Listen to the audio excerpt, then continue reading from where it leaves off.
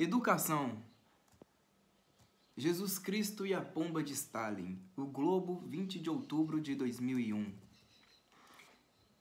Quando Cristo disse, na verdade, amais o que deveríeis odiar e odiais o que deveríeis amar, ensinou da maneira mais explícita que os sentimentos não são guias confiáveis da conduta humana. Antes de podermos usá-los como indicadores do certo e do errado, temos de lhes ensinar o que é certo e errado. Os sentimentos só valem quando subordinados à razão e ao espírito. Razão não é só o pensamento lógico. Reduzi-la a isso é uma idolatria dos meios acima dos fins, que termina num fetichismo macabro. Razão é o senso da unidade do real, que se traduz na busca da coesão entre experiência e memória, percepções e pensamentos, atos e palavras, etc. A capacidade lógica é uma expressão parcial e limitada desse senso. Também são expressões dele o senso estético e o senso ético. O primeiro anseia pela unidade das formas sensíveis, o segundo pela unidade entre saber e agir. Tudo isso é razão. Espírito é aquilo que inspira a razão a buscar a chave da unidade da visão do mundo no supremo bem de todas as coisas, e não num detalhe acidental qualquer, tomado arbitrariamente como princípio de explicação universal, como algumas escolas filosóficas fazem com a linguagem, outras com a história, outras com o inconsciente, etc. O espírito é o topo do edifício da razão, que por ele se abre para o sentido do bem infinito, libertando-se da tentação de enrijecer-se num fetichismo trágico ou utópico. Nem a razão nem o espírito se impõem, só nos abrimos a eles por vontade própria, aliás, por livre vontade. A abertura para a razão vem essencialmente da caridade, do amor próximo, pelo qual o homem renuncia a impor seu desejo e aceita submeter-se ao diálogo, à prova, ao senso das proporções e, em suma, ao primar da realidade. A abertura para a razão é a educação. Educação vem de esducere, que significa levar para fora. Pela educação, a alma se liberta da prisão subjetiva, do egocentrismo cognitivo próprio da infância e se abre para a grandeza e a complexidade do real.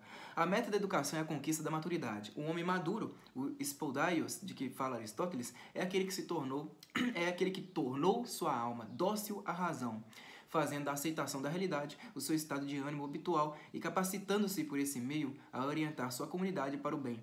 Este ponto é crucial. Ninguém pode guiar a comunidade no caminho do bem antes de tornar-se maduro no sentido de Aristóteles. Líderes revolucionários intelectuais ativistas são apenas homens imaturos que projetam sobre a comunidade seus desejos subjetivos, seus temores e suas ilusões pueris, produzindo o mal com o nome do bem.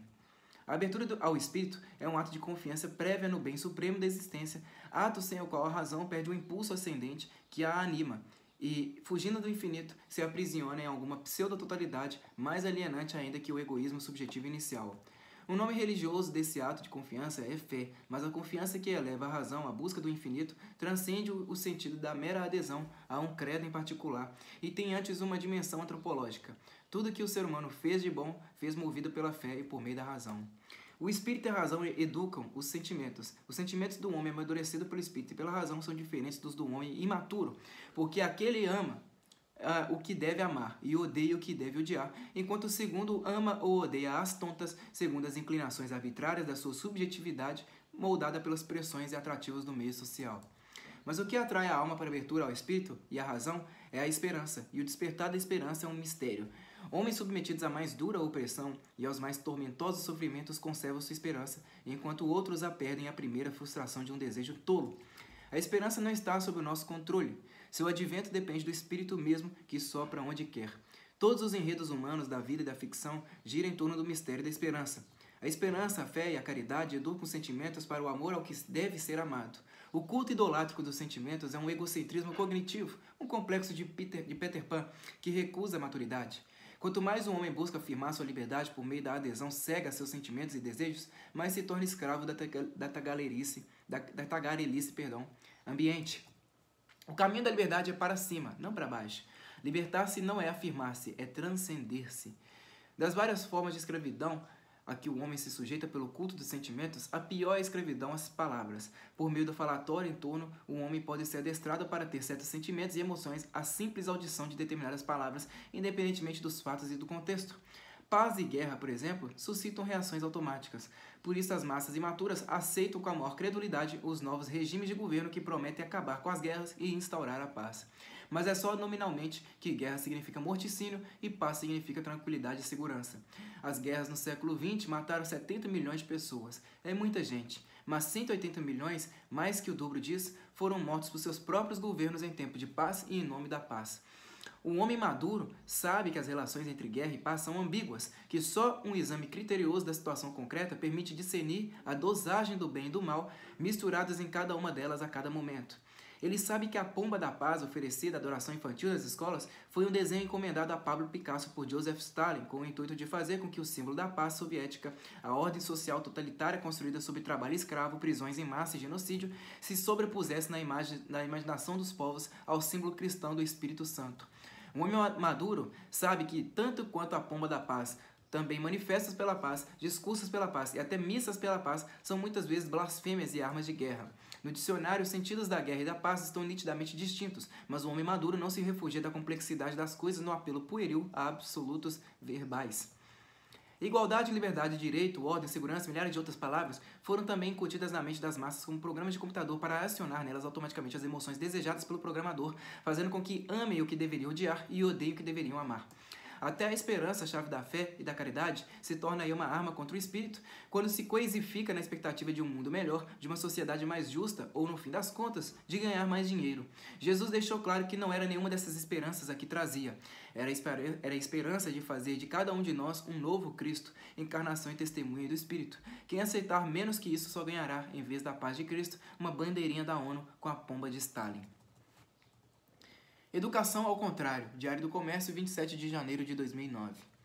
Clicando no Google, a palavra educação... Olha esse artigo, esse é um dos melhores artigos que eu já li na minha vida. Educação ao contrário, Diário do Comércio, 27 de janeiro de 2009. Clicando no Google, a palavra educação, seguida da expressão direito de todos, encontrei 671 mil referências, só de artigos acadêmicos a respeito, 5.120. Educação inclusiva dá 260 mil respostas. Experimente clicar agora. Educar-se é dever de cada um, nenhum resultado. Educar-se é dever de todos, nenhum resultado. Educar-se é dever do cidadão, nenhum resultado. Isso basta para explicar por que os estudantes brasileiros tiram sempre os últimos lugares nos testes internacionais. A ideia de que educar-se seja um dever jamais parece ter ocorrido às mentes iluminadas que orientam ou desorientam a formação ou deformação das mentes das nossas crianças. Eis também a razão pela qual, quando meus filhos me perguntavam por que tinham de ir para a escola, só conseguia lhes responder que, se não fizessem isso, eu iria para a cadeia, que, portanto, deveriam submeter-se àquele ritual absurdo por amor ao seu velho pai. Jamais consegui encontrar outra justificativa. Também lhes recomendei que só se esforçasse o bastante para tirar as notas mínimas sem perder mais tempo com aquela bobagem. Se quisesse adquirir cultura, que estudassem em casa sob a minha orientação. Tenho 8 filhos, nenhum deles é inculto, mas o mais erudito de todos, não por coincidência, é aquele que frequentou a escola por menos tempo. A ideia de que a educação seja um direito é uma das mais esquisitas que já passaram pela mente humana. É só a repetição obsessiva que lhe dá alguma credibilidade. Que é um direito, afinal? É uma obrigação que alguém tem para com você. Amputado a obrigação que impõe a um terceiro, o direito não tem substância nenhuma. É como dizer que as crianças têm direito à alimentação sem que ninguém tenha obrigação de alimentá-las. A palavra direito é apenas um modo eufemístico de designar a obrigação dos outros. Os outros, no caso, são as pessoas e instituições nominalmente incumbidas de dar educação aos brasileiros. Professores, pedagogos, ministros, intelectuais e uma multidão de burocratas. Quando essas criaturas dizem que você tem direito à educação, estão apenas enunciando uma obrigação que incumbe a elas próprias. Por que então fazem disso uma campanha publicitária? Por que publicam anúncios que, logicamente, só devem ser lidos por elas mesmas? Será que até para se convencer das suas próprias obrigações tem de gastar dinheiro do governo? Ou são tão preguiçosas que precisam incitar a população para que as pressione a cumprir seu dever? Cada tostão gasto em campanhas desse tipo é um absurdo e também um crime. Mais ainda, a experiência universal dos educadores genuínos prova que o sujeito ativo do processo educacional é o estudante, não o professor, o diretor da escola ou toda a burocracia estatal reunida. Ninguém pode dar educação a ninguém. Educação é uma conquista pessoal e só se obtém quando o impulso para ela é sincero, vem do fundo da alma e não de uma obrigação imposta de fora. Ninguém se educa contra sua própria vontade, no mínimo porque estudar requer concentração e pressão de fora é o contrário da concentração. O máximo que um estudante pode receber de fora são os meios e a oportunidade de educar-se, mas isso não servirá para nada se não estiver motivado a buscar conhecimento. Gritar no ouvido dele que a educação é um direito seu só o impele a cobrar tudo dos outros, do Estado, da sociedade e nada de si mesmo. Se há uma coisa óbvia na cultura brasileira, é o desprezo pelo conhecimento e a concomitante veneração pelos títulos e diplomas que dão acesso aos bons empregos. Isso é uma constante que vem do tempo do Império e já foi abundantemente documentada na nossa literatura. Nessas condições, campanhas publicitárias que enfatizam a educação como um direito a ser cobrado e não como uma obrigação a ser cumprida pelo próprio destinatário da campanha têm um efeito corruptor quase tão grave quanto o do tráfico de drogas. Incitam as pessoas a esperar que o governo lhes dê a ferramenta mágica para subir na vida, sem que isto implique, da parte delas, nenhum amor aos estudos e sim apenas o desejo do diploma. O futuro da boçalidade, o Globo, 2 de dezembro de 2000. Um topos, um lugar comum, é um trecho da memória coletiva onde estão guardados certos argumentos estereotipados de credibilidade garantida por mera associação de ideias, independentemente do exame do assunto. Muitos lugares comuns formam-se espontaneamente pela experiência social acumulada. Outros são criados propositadamente pela repetição de slogans, que se tornam lugares comuns quando, esquecida sua origem artificial, se impregnam na mentalidade geral como verdades autoevidentes. Os lugares comuns não são um simples amontoado, mas organizam-se num sistema que pode ser analisado e descrito mais ou menos como se faz com um complexo em psicanálise e cujo conhecimento permite prever, com razoável margem de acerto, as reações do público a determinadas ideias ou palavras. Contando com essas respostas padronizadas, o argumentador pode fazer aceitar ou rejeitar certas opiniões sem o mínimo exame, de modo que a simples menção das palavras pertinentes, a catalogação mental, se faz automaticamente e o julgamento vem pronto como fast food. A impressão de certeza inabalável é então inversamente proporcional ao conhecimento do assunto e o sentimento de estar opinando com plena liberdade é diretamente proporcional à cota de obediente automatismo com que um idiota repete o que lhe ditaram. É claro que para isso é preciso começar o adestramento bem cedo, daí a insistência de Antônio Gramsci na importância da escola primária. Também é preciso que algumas crenças sejam inoculadas sem palavras através de imagens ou gestos, de modo que não possam ser examinadas pela inteligência reflexiva sem um penoso esforço de concentração que poucas pessoas se dispõem a fazer. Assim, é possível consolidar reações tão padronizadas e repetitivas que, em certas circunstâncias, um simples muxoxo ou sorriso irônico funciona como se fosse a mais probante das demonstrações matemáticas. Se as pessoas soubessem a que ponto se humilham e se rebaixam no instante mesmo em que orgulhosamente creem exercer sua liberdade, não atenderiam com tanta presteza ao convite de dizer o que pensam ou o que pensam pensar. É por amor a esse tipo de liberdade barata que os jovens, sobretudo, se dispõem a servir aos revolucionários que os lisonjeiam. Para desgraçar de vez este país, a esquerda triunfante não precisa nem instaurar aqui um regime cubano. Basta-lhe fazer o que já fez, reduzir milhões de jovens brasileiros a uma apatetada boçalidade, a um analfabetismo funcional no qual as palavras que leem repercutem em seus cérebros como estimulações pavlovianas, despertando reações emocionais à sua simples audição, de modo direto e sem passar pela referência à realidade externa. Há 4 décadas, a tropa de choque acantonada nas escolas programa esses meninos para ler e raciocinar como cães que salivam ou rosnam ante meros signos, pela repercussão imediata dos sons na memória afetiva, sem a menor capacidade ou interesse de saber se corresponde a alguma coisa no mundo. Um deles ouve, por exemplo, a palavra virtude. Pouco importa o contexto, instantaneamente produz em sua rede neural a cadeia associativa, virtude moral, catolicismo, conservadorismo, repressão, ditadura, racismo, genocídio. E o bicho já sai gritando: é a direita, mata, esfola, ao paredão.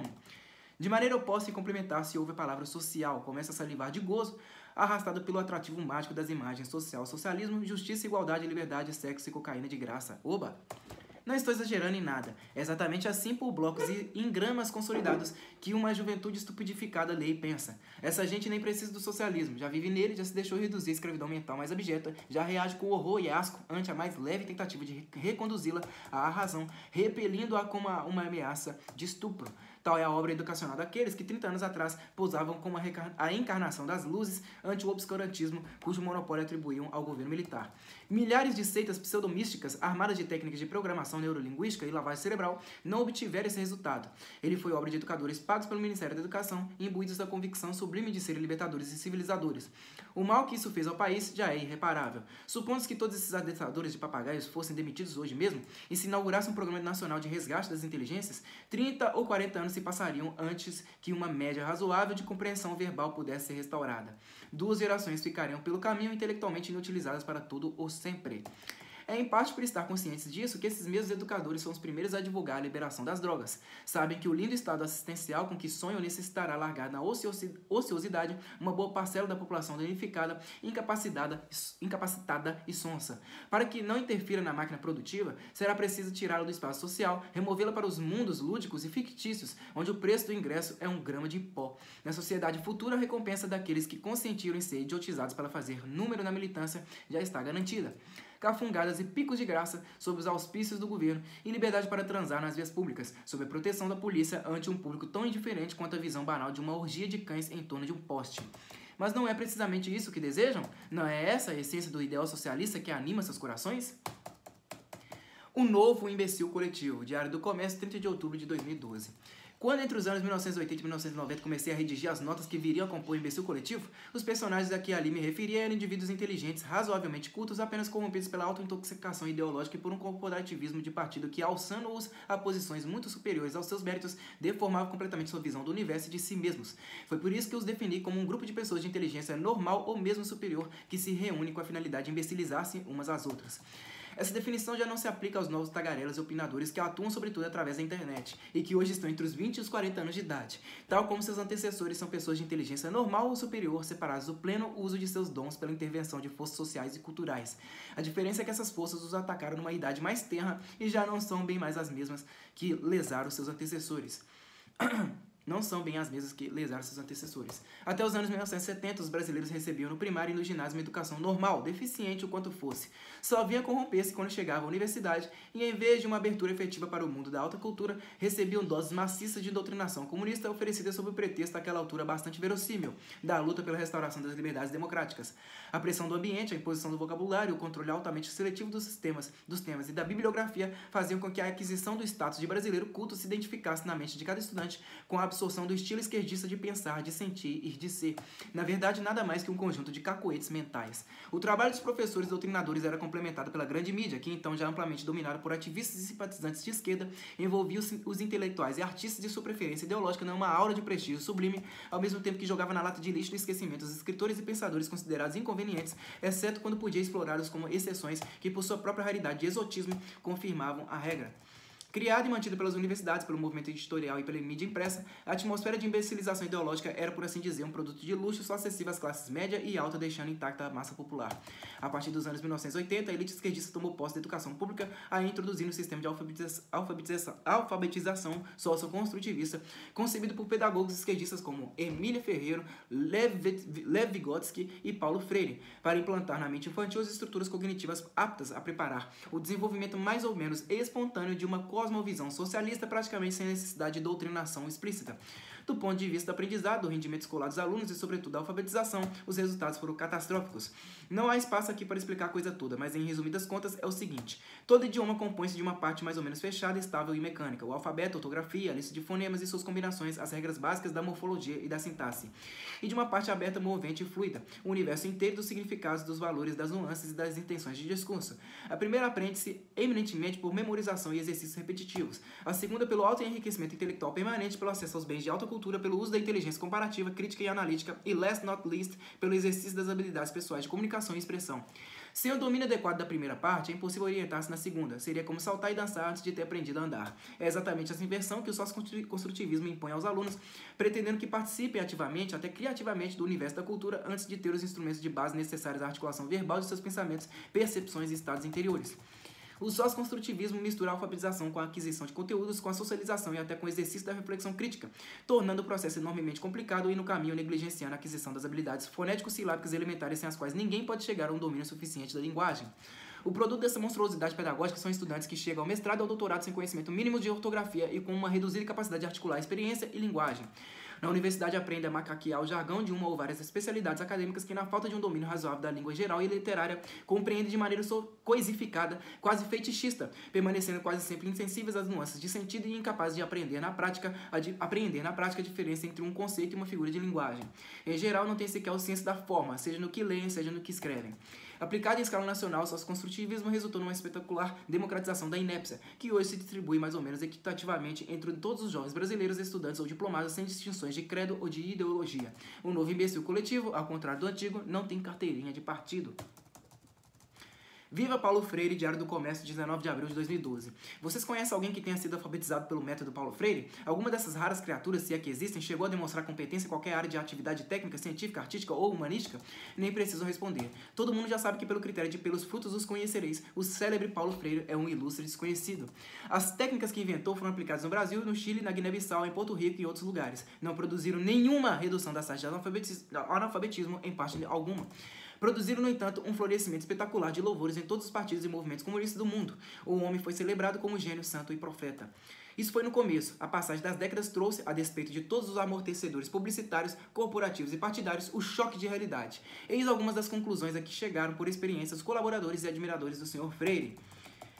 Vamos lá. Primeiro, não há originalidade no que ele diz. É a mesma conversa de sempre. Sua alternativa à perspectiva global é retórica bolorenta. Ele é um teórico político e ideológico, não educador. John Egerton, Searching for Freire, Saturday Review of Education, abril de 1973. Segundo, ele deixa questões básicas sem resposta. Não poderia a conscientização ser um outro modo de anestesiar e manipular as massas? Que novos controles sociais, fora os simples verbalismos, serão usados para implementar sua política social? Como Freire concilia sua ideologia humanista e libertadora com a conclusão lógica da sua pedagogia, a violência da mudança revolucionária? David M. Fetterman, Review of the Politics of Education, American Anthropologist, março de 1986.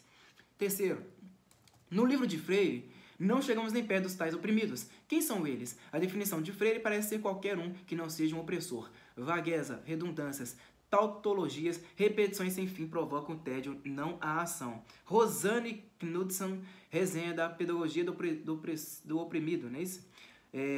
Library Journal, abril de 1971. Quarto, a conscientização é um projeto de indivíduos de classe alta, dirigido à população de classe baixa. Somada a essa arrogância, vem a irritação recorrente com aquelas pessoas que teimosamente recusam a salvação tão benevolentemente oferecida. Como podem ser tão cegas? Peter L. Berger, Pirâmides do Sacrifício, Basic Books, 1974. Quinto, alguns veem a conscientização quase como uma nova religião e Paulo Freire como seu sumo sacerdote. Outros a veem como puro vazio e Paulo Freire como principal saco de vento. David Millwood, Conscientization and What is All About, New Internationalist, junho de 1974. Sexto, não é isso? A pedagogia do oprimido não ajuda a entender nem as revoluções, nem a educação em geral. Wayne J. Urban, Comments on Paulo Freire, comunicação apresentada à American Educational Studies Association em Chicago, 23 de fevereiro de 1972. Oitavo, sua aparente inabilidade de dar um passo atrás e deixar o estudante vivenciar a intuição crítica nos seus próprios termos reduziu Freire ao papel de um guru ideológico flutuando acima da prática. Roland G. Poston, Ways of Seeing Education as Social Change in Latin America. Latin American Research Review, volume 27, número 3, 1992. Nono, algumas pessoas que trabalharam com Freire estão começando a compreender que os métodos dele tornam possível ser crítico a respeito de tudo, menos desses métodos mesmos. Bruce O. Boston, Paulo Freire em Stanley Grabowski, edição Paulo Freire, Syracuse University Publications in Continuing Education, 1972. Outros julgamentos do mesmo teor encontram-se na página de John Oliger, um dos muitos devotos desiludidos. Não há ali uma única crítica assinada por direitista ou por pessoa alheia às práticas de Freire. Só julgamentos de quem concedeu um ano de vida a seguir os ensinamentos da criatura e viu com seus próprios olhos que a pedagogia do oprimido não passava, no fim das contas, de uma opressão da pedagogia. Não digo isso para criticar a nomeação póstuma desse personagem como patrão da educação nacional. Ao contrário, aprovo e aplaudo calorosamente a medida. Ninguém melhor que Paulo Freire pode representar o espírito da educação petista que deu aos nossos estudantes os últimos lugares nos testes internacionais, tirou nossas universidades da lista das melhores do mundo e reduziu para um tiquinho de nada o número de citações de trabalhos acadêmicos brasileiros em revistas científicas internacionais. Quem poderia ser contra uma decisão tão coerente com as tradições pedagógicas do partido que nos governa?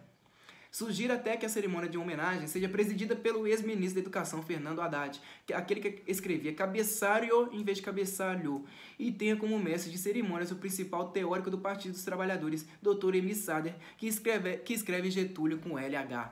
A não ser que prefiram chamar logo para alguma dessas funções a própria presidenta Dilma Rousseff, aquela que não conseguia lembrar o título do livro que tanto a havia impressionado na semana anterior, ou o ex-presidente Lula, que não lia livros porque lhe davam dor de cabeça. Ai, ai, ai. Educando para Boiolice. Diário do Comércio, 23 de abril de 2007. Mal eu havia acabado de escrever que os alunos das escolas americanas são sitting ducks e um dos sobreviventes do massacre da Virginia Tech apareceu no show Today da MSNBC, dizendo a mesma coisa. Mas justamente esse Zach Pitkevix não foi pato nem ficou sentado. Encostou uma mesa na porta e impediu que Cho Seung-hui fizesse na sua sala de aula o que acabara de fazer nas vizinhas. Salvou uma classe inteira. Por que tão poucos, entre milhares de alunos, professores e funcionários, tiveram idêntica presença de espírito? Por que ninguém atacou o coreano maluco enquanto recarregava sua pistola automática ou trancava as portas dos concorrentes? Meu filho Pedro, que suportou pacientemente 1 ano e meio de escola pública na Virgínia, garante. É uma educação para boiolas. O equivalente em inglês da palavra é sissies. Uma sissy não é necessariamente um gay. Sujeitos que nunca tiveram um único impulso homossexual podem ser sissies perfeitas. Basta lhes ensinar que o macho branco heterossexual cristão americano é o bicho mais desprezível da face da terra e que, se ele for exatamente um deles, deve fazer o possível para parecer outra coisa. Aos mais sortudos ocorrerá a ideia ridícula, mas inofensiva, de usar trancinhas afro nos cabelos louros. Outros tentarão formas de adaptação mais incisivas, e dentre elas a mais popular e politicamente correta é tornar-se tão tímidos, fracotes e efeminados quanto possível. Depois de alguns anos desse adestramento, o sujeito está pronto para desmaiar, ter crise histérica ou ficar paralisado de medo ante o agressor, exibindo ainda mais fragilidade na esperança insensata de comovê-lo. Impossível diante do espetáculo de pusilanimidade coletiva na Virginia Tech não recordar aquela vovó tagarela empombada do conto A Good Man is Hard to Find, de Flannery O'Connor, que diante do assassino armado que acaba de matar a tiros toda a sua família, se apega até o último instante à crença idiota de que ele é no fundo um homem bom, incapaz de fazer dano. Mais ou menos a mesma ideia com que aquelas cabeças de toucinho do Viva Rio subiram o morro levando flores no dia do carinho e foram expulsos à bala. Há gays valentes e heterossexuais boiolas. A quinta essência da boiolice nada tem a ver com o sexo. É uma covardia abjeta, um desfibramento da alma, uma pusilanimidade visceral, que os educadores de hoje em dia consideram suprassumo da perfeição moral e os engenheiros sociais da ONU gostariam de espalhar por toda a humanidade. É a fórmula da pedagogia usada nas escolas públicas americanas. É por isso que o pessoal cristão foge delas, preferindo o homeschooling. Os meninos educados em casa só vão à escola no fim do ano fazer exame e tiram sempre melhores notas do que os trouxas que ficam lá o ano inteiro só aprendendo boiolice. Para os negros, as mulheres, os gays e os membros de minorias em geral, o establishment usa uma outra receita corruptora, simetricamente inversa. Lisonjeia-os até enlouquecê-los por completo. Infla seus egos até a divinização. Ensina-os a achar que são credores do universo, que o simples fato de dirigir a palavra a um branco adulto é um ato de generosidade imperial. O fato de que negros e asiáticos, aqueles vindos nas tropas muçulmanas, estes nas hordas bárbaras, tenham atacado e escravizado milhões de europeus séculos antes de que o primeiro português desembarcasse na África, é suprimido da história como se jamais tivesse acontecido. O branco, e por ironia, especialmente o americano dos povos ocidentais, o que escravizou menos gente por menos tempo, é definido como escravagista por natureza, o escravagista eterno, herdeiro de Caim, só digno de viver por uma especial concessão da ONU. Cada página dos manuais didáticos usados nas escolas americanas traz essas crenças insinuadas nas entrelinhas. Cada vez que um professor abre a boca em sala de aula, espalha mais um pouco desse entorpecente pedagógico nos cérebros infantos juvenis. A coisa foi evidentemente calculada para estragar as almas, para alimentar o ódio e o ressentimento, para destruir o país por desmontagem sistemática. Todos os preconceitos que existem no mundo surgiram espontaneamente dos conflitos entre os seres humanos. Agora, pela primeira vez na história, há o preconceito planejado, calculado matematicamente por engenheiros comportamentais e inoculado com requintes da técnica pedagógica nas cabeças da molecada. É por isso que há aqui um verdadeiro abismo entre as gerações. As pessoas de 40 anos para cima são simpáticas, prestativas, generosas e patriotas. Os jovens são ranhetas, insuportáveis, tanto mais pretensiosos e arrogantes quanto mais dependentes. Incapazes de cuidar de si próprios e defender-se nas situações difíceis. Fala, é claro, daqueles que foram educados nas escolas públicas. Os que não querem ficar como eles buscam refúgio nas escolas particulares e conservadoras, que existem aos montões, mas são caras, nas igrejas, no homeschooling e nas forças armadas. Alguns anos atrás, a escritora Christina Hoff Sommers, em The War Against Boys, How Misguided Feminism is Harming Our Young Men, já advertia contra a epidemia de frescura planejada que educadores e psicólogos feministas, desarmamentistas, pacifistas, gaysistas, etc. estavam montando, muitos deles imbuídos da alta missão de amansar por meio da castração generalizada a cultura americana da violência, um estereótipo hollywoodiano em cuja realidade acreditavam piamente pelo simples fato de ter sido inventado por feministas, desarmamentistas, pacifistas, gaysistas iguais a eles. Aí vem uma palavra aqui, né, uma expressão no latim, asino asinus fricat, Já observava os romanos. O asno afaga o asno. Um panaca esquerdista inventa uma lenda difamatória, os outros levam a coisa mortalmente a sério e dali a pouco há milhares de teses universitárias a respeito com áreas de profunda ciência social e comissões técnicas pagas a peso de ouro pelas fundações beneméritas para criar soluções geniais. O resultado é Cho Seung-hui. Cada um desses garotos que de repente saem matando gente a esmo tem a cabeça cheia de ódio ao país que lhe deu tudo.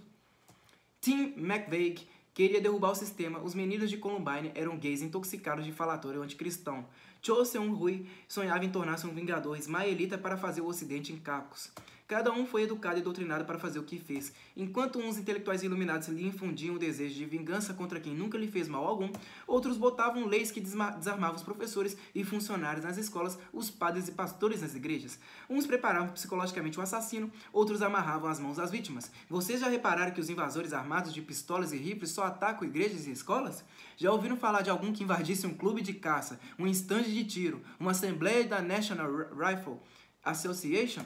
Aí vigora o princípio do loco si pero no tonto. O país está repleto de estandes de tiro ao pato, e os Zeks Pitkeviks se tornam cada vez mais raros. E depois aqueles que criaram propositadamente essa situação saem diagnosticando o fenômeno como produto da cultura americana, recomendando mais desarmamento civil, mais anti-americanismo, mais efeminamento